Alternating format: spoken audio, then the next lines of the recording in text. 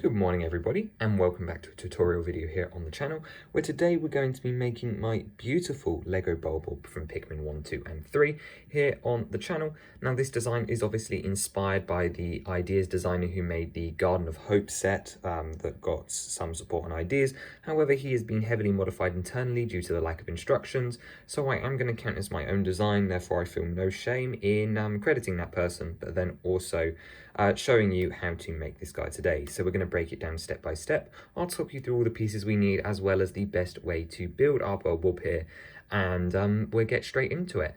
And just as a quick side note, for those of you that are wanting to know, the instructions or the series for the Master Sword pedestal, where I walk you through how to make that, is on the way. I just need to get the hands on the rest of the pieces for that model. One last thing I suppose we should mention before we get started is this printed piece here. This is by far the hardest piece to get for this Bulborb build, and it is definitely optional. However, if you do own the Mickey and Minnie buildable characters, it should be on your screen now, then I highly recommend picking this piece up for it, as it makes your Bulborb look a lot better. However, it is definitely doable without it and with studs. But without further ado, let's start building. So to begin with the building part of the video, we are going to grab one of these modified bricks. You can find these on the inside of any of your Mario characters, and the color really doesn't matter.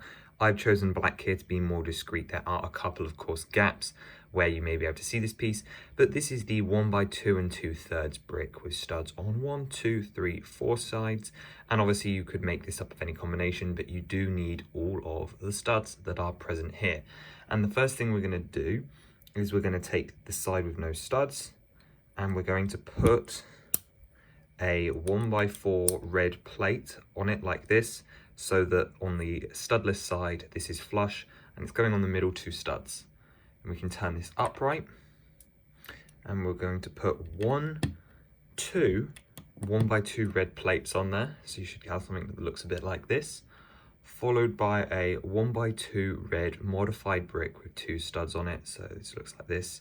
It's quite a common piece, and we're going to paste this on here like so, facing down. Now it's important that this is facing down, so that on the bottom you've got these 2 studs, and then over every other side you've got options. We're going to make the sides now, and we're going to do that by taking this 1x4 curved slope and a 1x1 red plate, sticking them together like that, and then following up with another red 1x2. This creates a nice smooth curve that is solid, and you're going to need 2 of those. So let's do that again.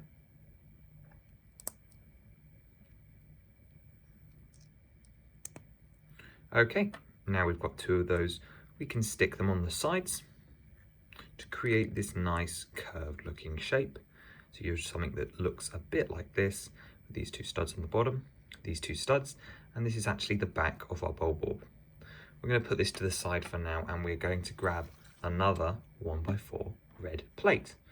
We're also going to follow this up with a 2x2 plate, and this can be in any color. I've chosen white.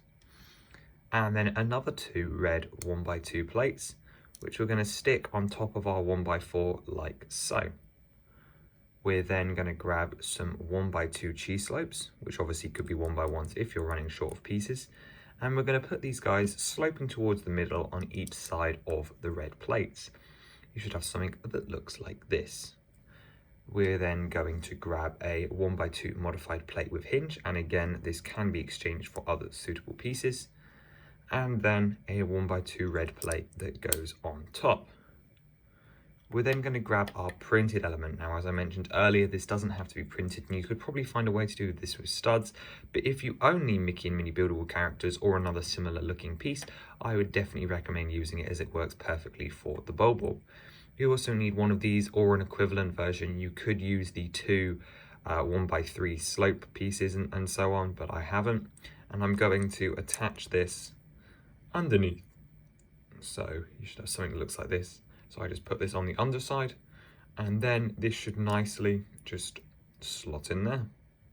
And we have a nice curved slope. So when bringing this over to here, we're going to be using the underside, so the side with your 2 red studs, and they are just going to clip on the end there, which gives us the bottom jaw of our Bulborb. However, we are actually missing the jaw, so we're going to do that next. We're going to need 2 of these, or again, suitable pieces. My original version used slopes that I didn't have, so instead you could have like the 1x2 slope that's come down. Anyway, that's besides the point.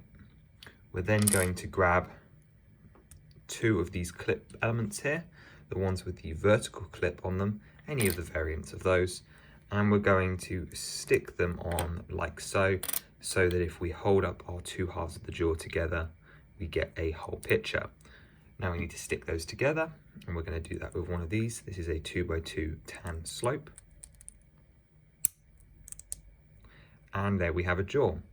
So we turn that upside down and clip it in on there, and you'll see that we now have the bottom jaw of the Bulborb. Next thing we're going to do, and the final thing, is of course the top of our Bulborb. And then we're going to slide over our jaw, which we're going to be building off a 2x4 tan plate. We're then going to attach some 2x3s, like so, followed by some more of these corner tiles from earlier to make the lower jaw. We're going to attach 2 of them like this, followed by another 2 in the exact same position to give his mouth some thickness. No problems there. Once again, these could be split with alternate tiles. We're then, over this little lip down, going to put another 1x2 tile, and then we're going to turn over to the underneath, where on these first ones, we're going to be putting these tooth elements, these ones here, in white. And then we're going to grab 2 of these 1x1 bricks with studs on opposite sides in tan, and we're going to attach those on the back 2 studs here, like so. And then it's time to attach our jaw. You may have some trouble with this part, but I always find that just moving the jaw slightly out of the way and just trying will get us there, no problem. It's just making sure we've got them all attached. And now it's time to secure it all in place. First thing we're going to do is grab another 1x2 tan cheese slope and put it on these front 2 studs facing towards the back like this. Yeah, looking good. Then we're going to grab a 1x2 plate and put it just behind that. Once again, this part, it's still very fragile. However, that will change in just a moment as we start to move backwards with our 2x2 corner plates. These pieces here, which are going on like so, facing backwards, allowing for the attachment of the 2x3 tan plate, which should secure the upper jaw of your Bulborb in, like so. Now he's a lot more secure. Just give him a little press, make sure he's all nice and tight and in. Obviously you could fill in that gap if you wanted to. The next thing is 2 red 1x1s, which are going on these studs here. There we go, looking good. And then another 2 1x2 or 1x1 tan cheese slopes, I should say, this time going on those 2 studs there, starting to bring in his face. It's looking good, liking that a lot. Then we're going to grab a 1x4 plate, which we're going to put on the front here.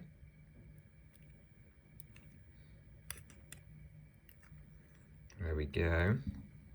Followed by another 1x2 tan cheese slope going on this side, and another on this side. We're also going to add 2 1x1 red cheese slopes, this kind here, onto the studs over here. And then it's time to do the back of the shell. So we're going to grab another one of these pieces this time, and then another one of these big polka dot pieces, the mini pieces as I said, and we can just slide it on the top, and you should be left with just this little 2x4 area to fill. So starting from the back, we're going to have a red 1x2 tile to finish off the red section, and then a tan 1x2 tile to go here. Then possibly most importantly in the entire build, we have this piece here. This is the rounded 1x2 plate with 2 holes, and this can go here, leaving a gap like that on the front. And then it's time to make the eyes. So we're going to grab 2 of these DC superhero poser pieces. You get these in a spares in a lot of sets and minifigures these days, which is really nice. It's one of my favorite pieces. And we're going to stick these in the 1x2 plate from before at ever so slight angles. And now it's time to fiddle with them. So we'll grab 2 of these mixel eyes or any other eye variant that you have, and we'll put them on the poser pieces. And then we can fiddle with them to make sure that they're pointing the same direction. Make sure we split them out just a little bit so it really looks like a Bulborb. And then lastly, we need to do the feet. So if we turn him over, you'll see 2 studs where we will grab 2 of these stamp pieces in any color really, but I've chosen red. I think it's the most consistent. And we're going to place those on the studs like so, before we grab 2 of the polo pieces, the 1x1 round stud with a hole in the center, and make sure you're placing them upside so the top of the stud is what's going into the peg, meaning you should have an anti-stud facing down to attach some plates. If it's not working, just try turning them around. And that's 1 of those on each. And then last but not least, we have another 2 of these 1x2 rounded, another one of my favorite pieces. And we're going to put them on here at an angle, which should leave you with a flat surface and a Bulborb capable of standing. And doesn't he just look wonderful? Take a look at that. You've got the little mouth, which can open, obviously, to eat up some Pikmin. Munchy, munch, munch.